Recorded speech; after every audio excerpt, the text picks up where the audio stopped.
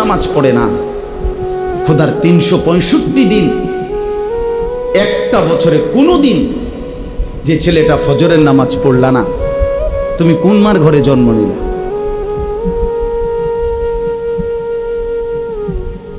তুমি কোন বাপের ঘরে জন্ম নিলা? তোমার মায়ের 2 বছরের দুধের হক কি আদায় করবে? মুসলমানের বাচ্চা এত বড় গাদ্দার হয় কেমনে বেটা?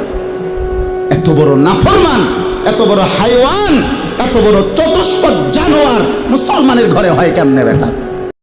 এই জন্য মনে রাখো বেটা, যে কপালে সেজদা নাই সে কোনো মানুষ না।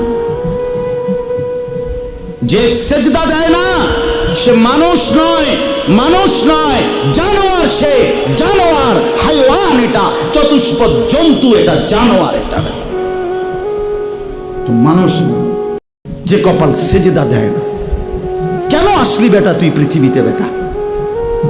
শুধু ভাত, শুধু খানা, শুধু পেশাব পায়খানা, শুধু লজ্জাস্থানের চাহিদা, শুধু শাহওয়াত, শুধু জিনা, শুধু ব্যভিচার, শুধু নারী, শুধু উলঙ্গ ছবি। আরে এটা তো কুত্তা বিলার স্বভাব ছাড়া কিচ্ছু হইতে পারে না বেটা। এ তো জন্তু জানোয়ারের স্বভাব হইতে পারে বেটা।